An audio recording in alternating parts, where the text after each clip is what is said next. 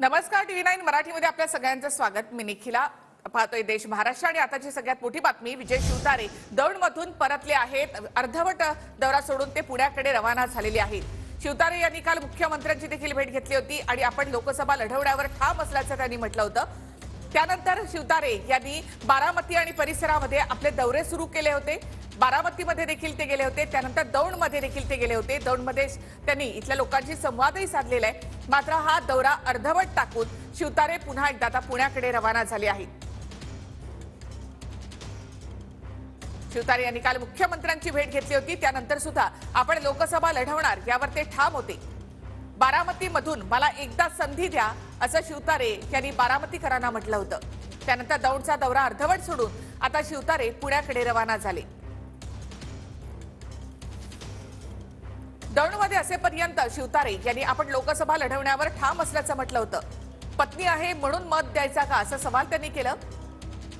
पुरंदर सासवडमध्ये थोड्याच वेळामध्ये आता अजित पवार यांची सभा होणार आहे।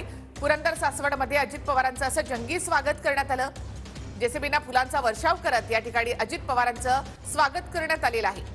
तर भावी खासदार असे अजितदादांच्या सभेआधी शिवतारेंचे देखील या ठिकाणी बॅनर लागले।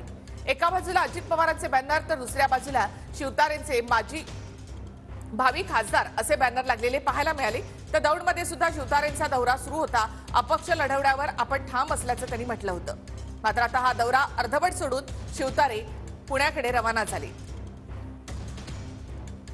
40 वर्ष आम्ही तुम्हाला मदत केली, तुम्ही आम्हाला काय केलं जरा सांगा। सगळे प्रकल्प केंद्र सरकारचे, राज्य सरकारचे, फक्त बारामतीमध्ये आणि मतदार बाकी आमच्याकडे पाहिजे।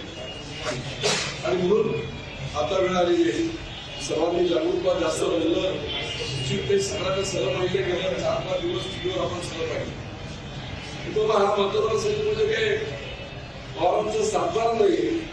आता अजितदादा म्हणतात माझ्या सोबत काय कारण आहे बाबा, मतदान करावं होतं। 40 वर्ष त्यांना मतदान केलं, काय होतं ते माहिती पडलं। आता नको म्हणून एकदा मला मतदान